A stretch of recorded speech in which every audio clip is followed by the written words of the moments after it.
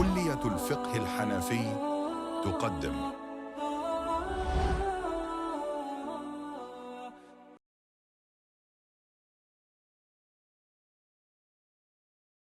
Bismillah ar-Rahman ar-Rahim. Alhamdulillah wassalatu wassalamu ala Rasulillah. So now for today's session, we'll finish off the chapter of nafaqat, expenditure, where we are talking about the husband next ruling, where the husband is, because it's his property, if he's providing the accommodation, he has the right to prevent certain people entering into that home, into that property of his. So we'll talk about that, and meaning to what extent does the husband have the right to prevent the in-laws, his in-laws, the wife's family, from visiting or seeing her or talking to her? Does he have that right? We will talk about that. Then we'll also mention about what if the husband has now become unable to pay the nafaqah of his wife, the expenditure of his wife, what happens in that scenario. Then also, if he goes missing, if he is gone somewhere AWOL, he's disappeared, then what happens to the expenditure of the wife during that process, during that time period? And we'll cover some detailed rulings in regards to that. What happens to the wealth of a person who is gone missing, if he's left behind any wealth? Then if the husband becomes rich or poor, and then what happens to the expenditure of the wife accordingly?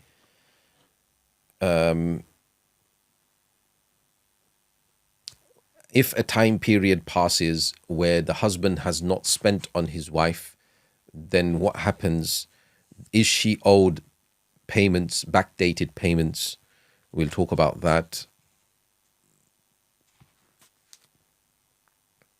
Then we'll also go on to if the husband has given the wife the expenditure for example, a time period, let's say a whole year in advance, and then during that year he passes away, what happens to the advance payment that he's already given to her?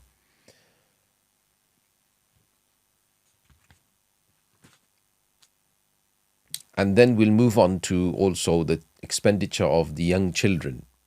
The father paying the expenditure of the young children. We'll talk about a few rulings in regards to that. And whilst they are an infant, drinking milk, all of the rulings in regards to that. And then beyond that as well, what happens in terms of their expenditure.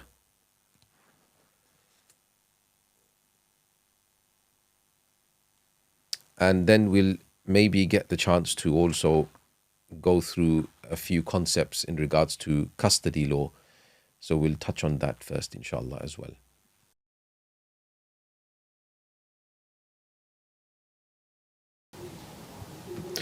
Bismillah ar-Rahman ar-Rahim. Now we move on. The husband has the right to now, once he has provided that accommodation, remember that is his accommodation, that is his property in essence, right? Even if it's on rent, it's his, and he chooses who comes into that home. So now the husband has the right to prevent what it says here, to prevent her parents and also her children or any member of her family from entering into his property. So this is what it mentions first, according to what Quduri mentions in the Matan.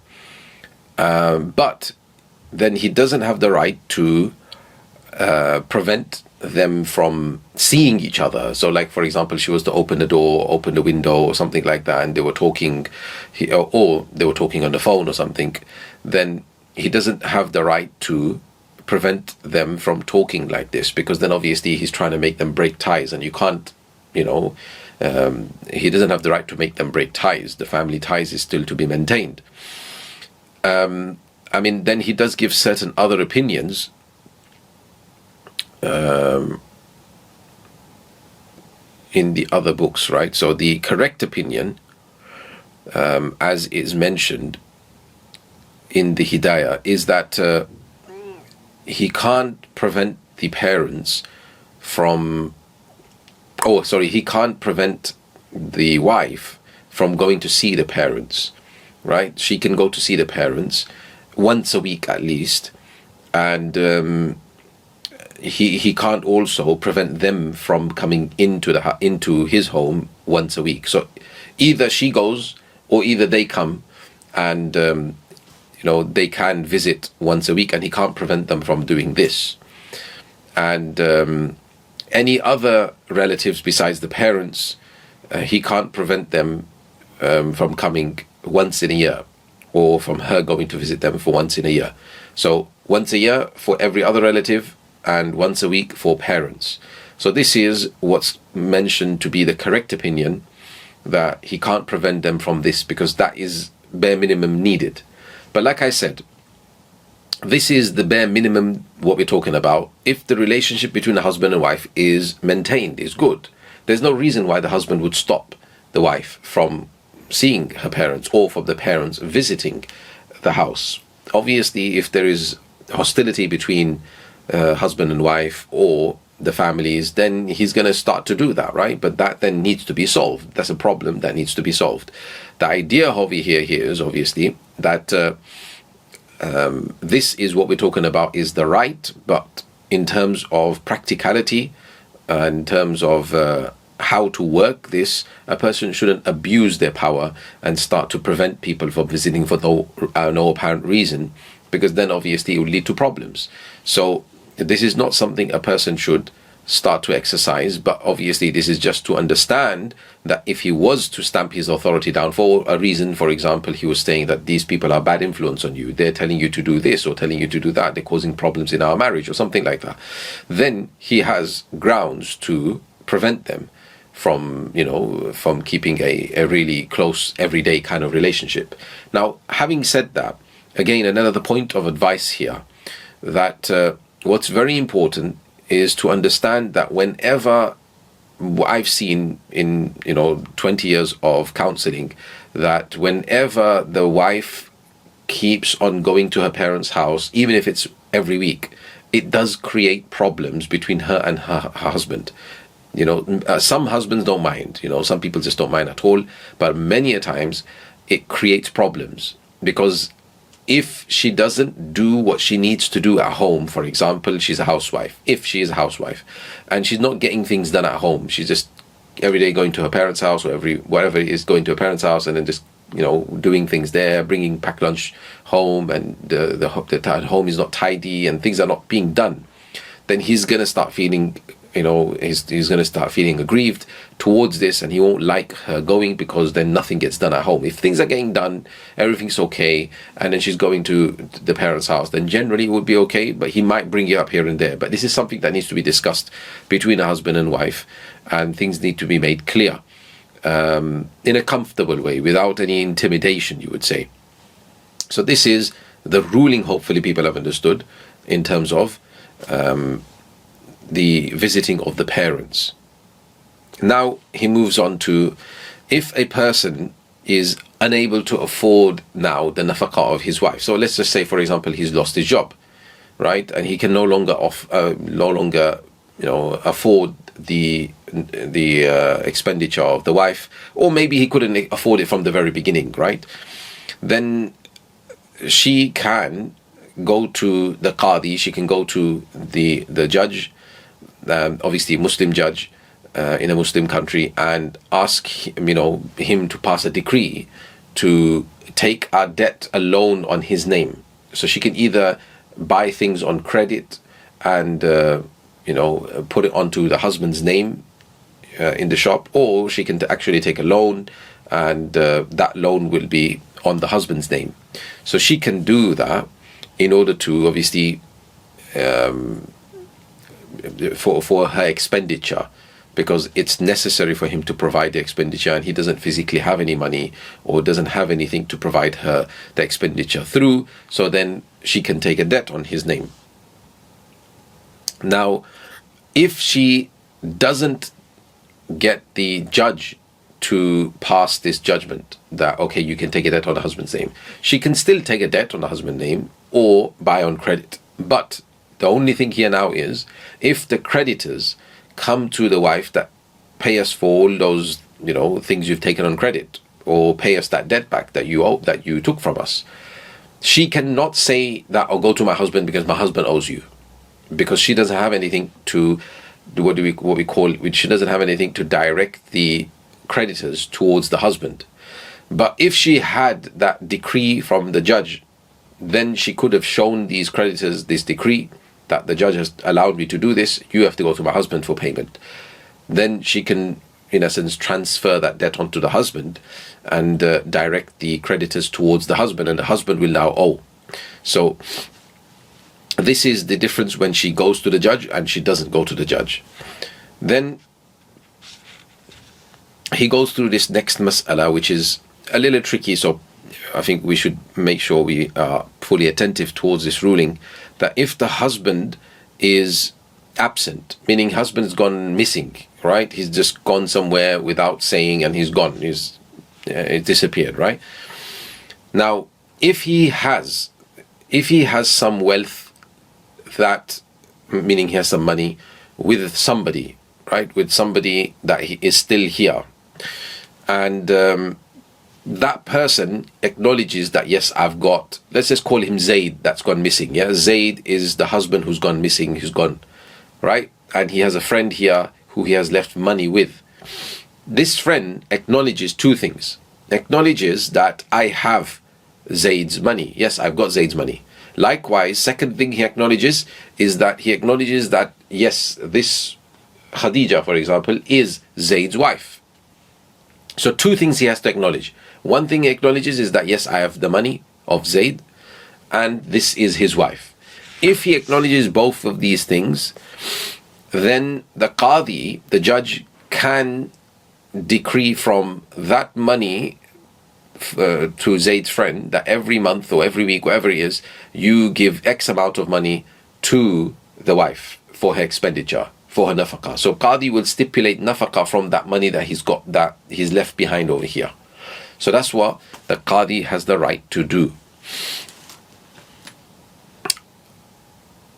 And from that money, just as a side point, he can also stipulate the nafaqah of Zaid's, the ghaib person's, Zaid's children, the young children, as well as Zaid's parents, if they are unable to afford their nafaqah. So the wife's nafaqah will be given from there anyway, but also these nafaqah of the children as well as the nafaqah of the parents can also be given from that, but again by the decree, by the judgment of the Qadi, of the judge. Now, this is only, like I said, if Zaid's friend here has wealth, has money. If Zaid's friend has, for instance, a car, right? He has a car, Zaid's car that he's left behind. Now, the Qadi can't tell Zaid's friend, sell the car, convert into cash, and then pay the wife from it, because you can't sell the wealth of somebody who's not present. So that can't be done. But if Zaid's friend has anything which belongs to Zaid, but it's from the same category as the nafaqah, the expenditure. So for instance, like I said, cash, like money. Or let's say Zaid was a clothing merchant, or he had a lot of shoes or something, he used to sell shoes. So anything like this. Now, Zaid's friend has all of these clothes. So the wife can demand clothing, because remember, clothing is from her nafaqah, that you've got your clothing, I need this size clothing, so can you give it to me? So now the Qadi can stipulate from that clothing that Zaid's friend has, that give clothing. Or for instance, let's say Zaid's friend has a whole load of rice and flour or food. So then, because food is again from amongst the nafaqah, then Zaid's friend can be, commanded by the Qadi to use this much amount of food and give this much amount of food to the wife every whatever it is, every week, every day, according to what the Qadi sees fit.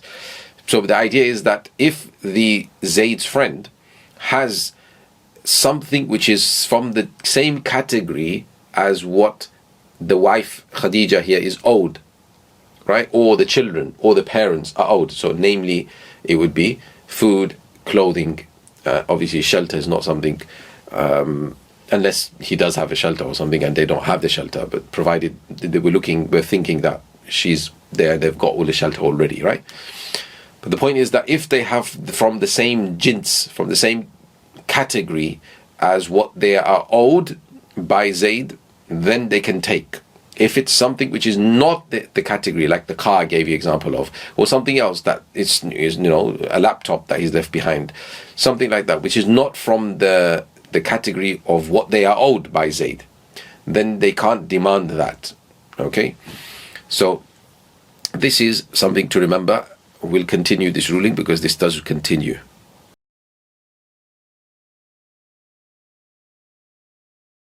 When the Qadi, he stipulates for the wife that, yeah, Zayd's friend, you're going to have to give this much amount to Zayd's wife here. What the judge will also do is take a guarantor on behalf of the wife. So when the wife brings this case to court, because she's the one who's going to bring the case to court, right? That my husband's gone missing and, he's not giving me any nafaqah for the duration that he's gone for. And his friend here has some money that he's left behind. So can you judge some money from there to be given to me as nafaqah? So the Qadi now will tell her that I'll do that, but you need to go bring me a guarantor. So she will go find a guarantor, maybe her brother or somebody. She'll go find a guarantor who will say that, okay, I'll vouch for her, I'll be the guarantor. Meaning that if Zayd comes back and then claims something, says, for example, that Qadi, I already gave her money for the duration I went, right? Or say something else, that Qadi, I've already divorced her, she's not even my wife. I don't know why you ruled for her to get nafaqah from my money. So anything like this, so Zayd makes a claim that we didn't know something about. So now what will happen, we'll call that guarantor and we say, okay, now you put that money that she took all along, put that into the pot again, and we're going to give it back to Zayd. So Zayd is not at a loss, right? So, and also, why are we taking a guarantor? Because then the wife is not at a loss as well. So wife is not at a loss because supposedly she's telling the truth, right? So the guarantor will not have to pay anything. But obviously if she's lying, then she's just trying to take Zayd's money here. And obviously that means that Zayd needs to be protected because he's not here. So that's the idea of taking the guarantor, because nobody is at loss in essence, right? If she's telling the truth, which supposedly she is, then she's taken her right. So it's fine, no problem. So this is the ruling here. Now, if what's important to understand, remember I said that if the person, the friend, has to acknowledge two things.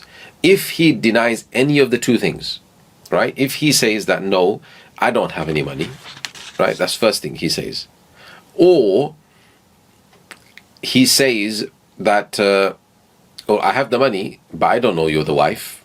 I didn't know that you're Zayd's wife. I have no clue. I don't know who you are. And likewise, the Qadi doesn't know as well, right? If the Qadi says, no, I know that this is the wife because I conducted the nikah, I know. So now this will be good enough now. This will be good enough, meaning it will take the place of him having to acknowledge, his friend having to acknowledge that this is the wife. So that's good enough. But if neither Qadi knows, the friend doesn't know of this as well. Now in any of these two cases meaning if case one is where he denies that I know you're the wife, but I don't have any money, right? I don't have the money of Zayd. Likewise, the second case is he says, look, I have the money, but I don't know that you're the wife. So any of these are there. So what happens? The Qadi cannot stipulate from that wealth to give to the wife, okay? Because we have no proof here that this is the wife. Even if she brings proof, the idea is she's bringing proof against somebody who's not present, so that person can't defend himself. So you don't have two parties, and you know basics of judgment is what you need, both parties there to pass a judgment. So you don't have the other party there to pass a judgment, so you can't do that. Likewise, she's claiming that this person has my husband's money, but that person is saying I don't have. So the Qadi will simply say to the wife that, is it your money that he owes you? Say, no, this person owes my husband money. So then the Qadi will simply say to her that, then tell your husband to come and bring the case. It's his money, right? You are not owed any money, so why are you bringing the case to court? You're not nobody here. You're not the defendant or claimant here. There's nobody. So that's why she can't bring the case to court to prove against the friend that you owe money, who's denying that he doesn't owe money. So that's the idea behind it too. So that's why these two conditions were necessary. So hopefully people have understood that very well. Now, when the Qadi rules for the nafaqah of, of the wife or the children or something, then he can only rule the nafaqah of these three groups of people: who? The wife, the parents, and the children, right? Young children.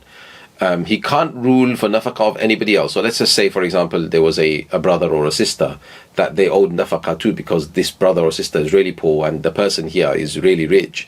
So it would have been that this brother could claim, or this sister could claim nafaqah from the brother, because that's the next person in line to owe nafaqah to this brother or sister.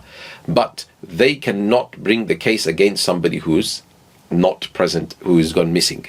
So only these three individuals, or these three groups, should we say, parents, wife first, then parents, and the young children, would be given nafaqah from the absent person's money in this manner. So hopefully that is understood.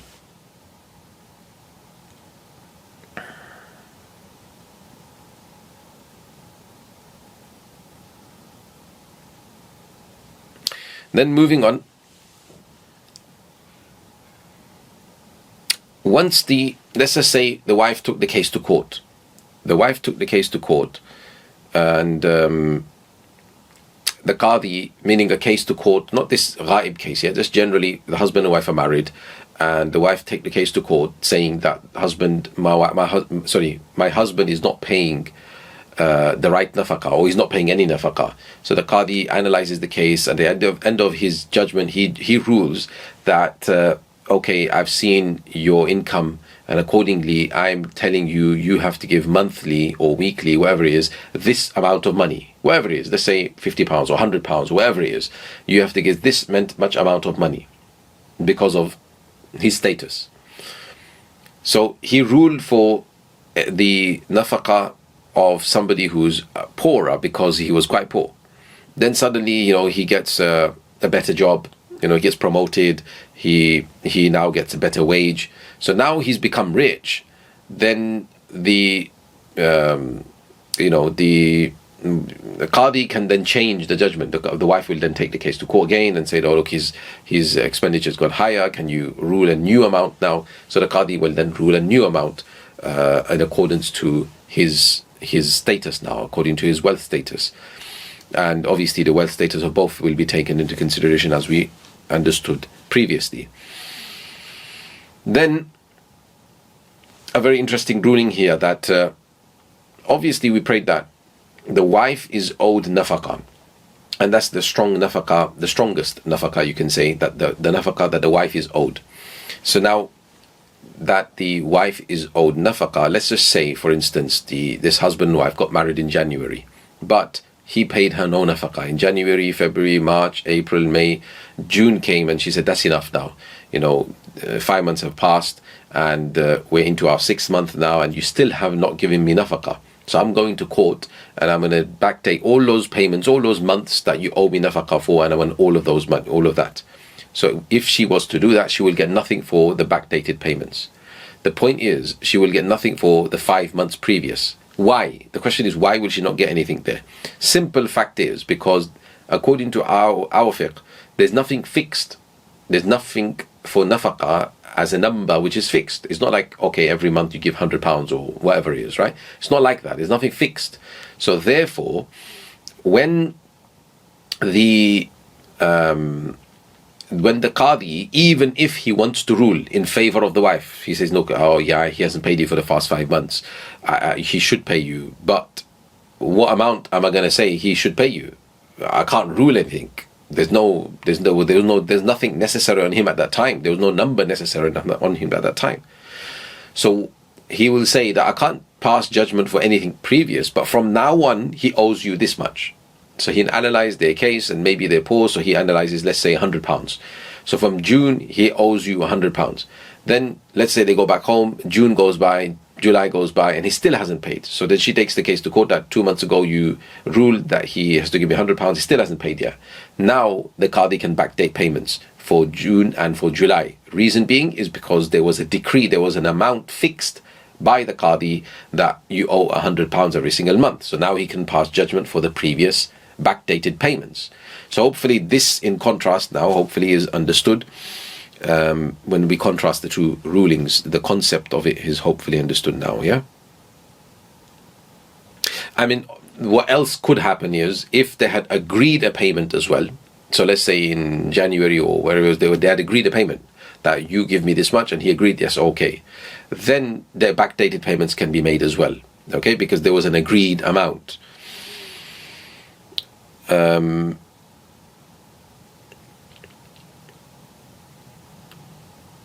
So hopefully this is fully understood there. Now, the same works where if, for instance, the Qadi had ruled, like we just use our example, right? So in June he ruled, June, July, and he still hasn't paid. And then what happens, in August he passed away. The husband passed away. Now she can't backdate the payments. She can't ask for, okay, Qadi ruled in June, so June and July I'm owed payments for, and I'm gonna get that money back. No, she can't do that anymore because the husband's passed away now. Likewise, if the wife was to pass away, then the heirs of the wife can't get that backdated payments. So the backdated payments is only during the time when both of them are alive. Otherwise, then she will not be able to get those payments.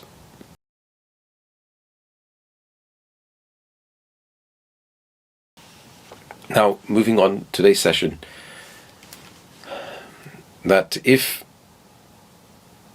the husband gives the wife the nafaqah for example, the whole year, he says, this is your nafaqah for the entire year. And obviously we know that Rasulullah ﷺ used to do that. Then if one of them passes away, right, either of them pass away in middle of the year, during that year, doesn't have to be middle directly, but any part of that year, then the amount of time that he is in essence given her extra nafaqah for, that is not going to be taken back. So it works both ways in essence, that you can't backdate the payments, that we talked about that previously, but likewise if he's given her advance payment, then that advance payment is not taken back as well. So hopefully that's understood. Then he goes through certain slave masail, which we're not going to do. We'll skip them in the interest of making sure we finish the main topics, inshallah. Now, that was all regarding the nafaqah of the wife. So the nafaqah of the wife, we've understood all the rulings for. Now, because we're talking about nafaqat, he then goes on to mention the nafaqah of the young minor children. So, accurately understanding that the father, he has to pay the nafaqah of the young poor children, and nobody else has to owe that nafaqah besides the father. So the father can't say, oh mother, you have to pay the nafaqah half, me and you half. No, the father has to pay the full nafaqah of his children. So that's understood.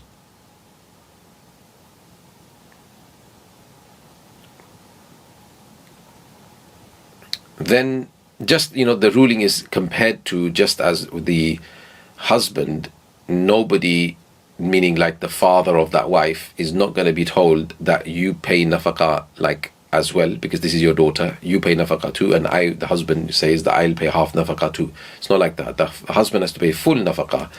So just as the husband has to pay the full nafaqah to his wife, likewise the father has to pay full nafaqah to his young children, the minor children who are poor.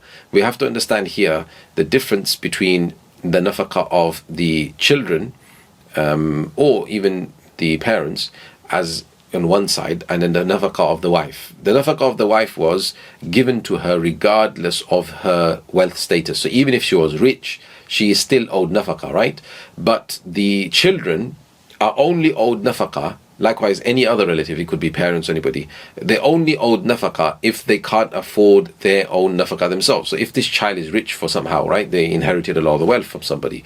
So if this child is rich, got wealth of their own, then the actual the base ruling in any nafaqah besides the wife's nafaqah is that the nafaqah of a person is paid from their own wealth. So the parent doesn't have to pay from their own pocket. They can use the wealth that the child has for the nafaqah of that child. So hopefully that is understood.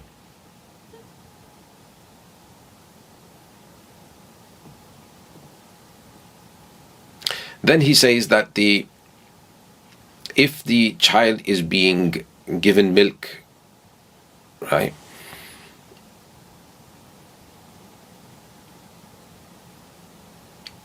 then the father has to obviously pay the nafaqah of the the milk mother, if they are giving the child to a milk mother to feed.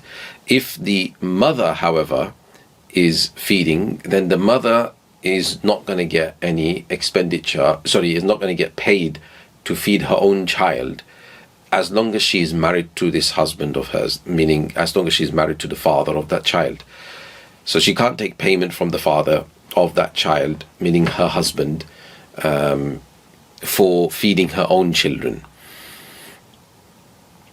If she got divorced from him after the iddah period, because this is not the husband anymore, now she can take payment from him, though she's feeding her own children, but she can take payment from him for feeding the children, because the point is that the husband is the one who owes this to feed the children, so he's going to have to pay somebody else anyway.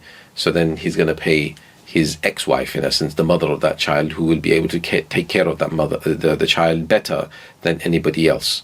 So rather than give the child to somebody else, we'll give the child to the mother and just pay her the amount that he would have paid somebody else.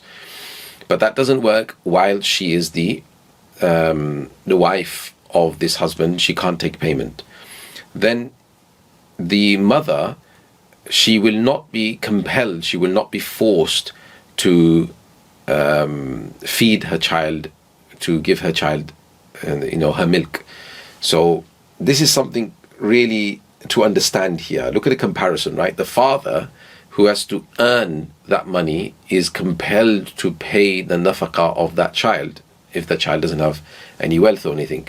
But the mother, who gets milk provided to her, min janibillah, from Allah Ta'ala's treasures, she doesn't even have to give that milk to the child. She's not compelled to do this. She's not going to be forced to do this. So you see, in terms of looking after, the way Shariat looks after the woman is different to the way that Shariat looks after the man, right? So this is some things that we need to take into consideration, the way that that Shariat has given rulings for the woman and the man. Obviously, having said this, the mother's love for her child will be such that she will want to give her child the milk anyway, right? And nevertheless, she's not compelled to do this. So nowadays, obviously, most people, if the mother is unable to give milk, then most people move on to formula milk anyway, and then that goes on to the father to provide the expenditure for. So hopefully that is then understood according to nowadays.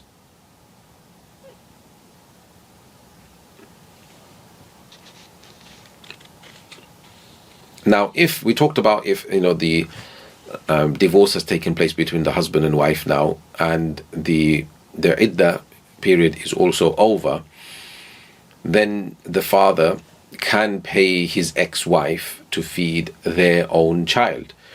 But if she asks for something more than the going rate, something more than what another wet nurse would feed for, then the father will again not be compelled to pay up that. No, you have to pay the mother. No, he can go pay the other woman now because she's doing it for cheaper. So the mother will be told that, look, do it for the same price, otherwise we're going to have to give the child to the wet nurse to feed. So that's that.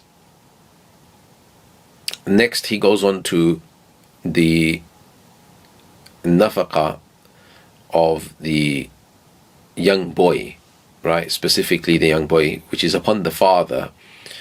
So, or in fact, the young children, in fact, right? So the young children will be given nafaqa by the father, even if they are different in religion. Even if the two of them are different in religion, the point is that the father will owe the nafaqa completely. So that is the mas'ala here regarding nafaqat. Next, he moves on to Kitabul Hadana. So Hadana is the who has custody rights, basically. So the right of custody, who does it go to? So as an overarching thing here to understand is that when the child is very young yet, we'll talk about the ages will come.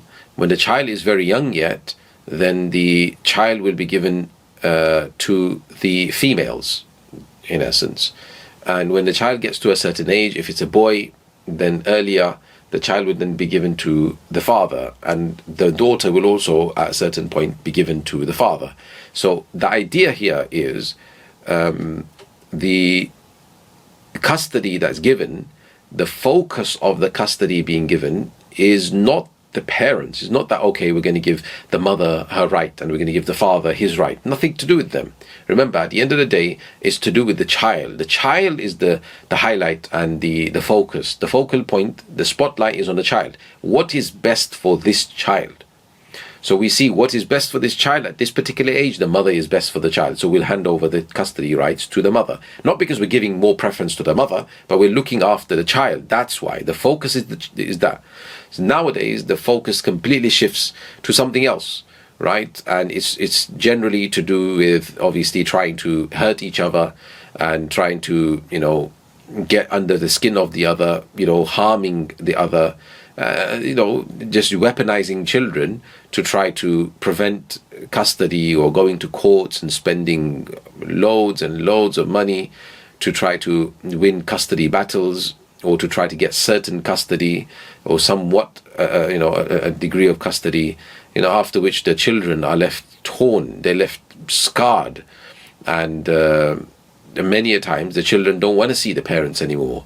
Whichever parent it was that was fighting the other side, then they don't want to see that parent anymore, right? So then sometimes you just have to understand on a bigger scale what you are doing to your own children. Very important to understand. So here the rights of custody is going to be understood, and in terms of who would be given that right.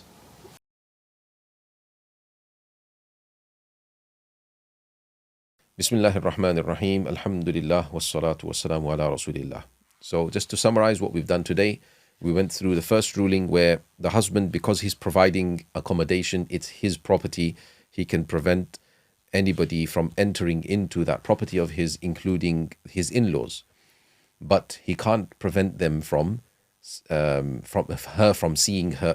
them, and also talking to them, and once a week seeing her parents. He can't prevent that from happening. And generally speaking, we talked about advice in regards to that as well. We shouldn't be doing these kind of things. A man shouldn't do these things because it'll just create more problems for him than solve any problems. Anyway, then if even if the man becomes poor, he still has to provide his wife somehow, either by taking a loan, or she will take she will take things on credit on his name, things like this. And so this is the point, that the expenditure of the wife is due no matter what, in whichever case the husband is in. Obviously, because of him becoming poorer now, because of him not having the luxuries, he may not be providing such luxuries. He may be providing bare essentials, but that's something that he's going to have to discuss with her. Then we went through a few rulings of when the husband goes missing, then if he's left behind any wealth, then the wife can take from that. Then if the husband, after he became richer now, he's got a better job, he's got a pay rise, upgrade, better job, so now he will have to up the actual expenditure as well. And backdated payments are not due unless they had made an agreement already between the two of them of how much he'll pay her weekly, monthly, whatever it is. Then those, or the judge ruled. In our case, it's going to have to generally be the agreement that was made between them. Then he will have to pay whatever he agreed to paying, and he hasn't paid yet. And if the husband gave the expenditure for an entire year, for example, and then passed away, then she keeps the rest.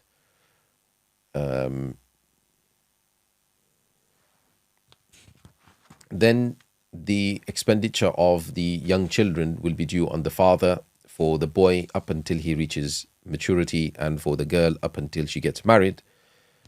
And we talked about that. And only the father is due to give this. The mother doesn't have to share the responsibility here on behalf or the expenditure of the children. And we then talked about the mother not necessarily having to give milk to the child, and the father will then have to obviously provide that milk somehow, either getting a wet nurse or providing formula milk or something. But obviously it's recommended, as we've talked about previously. And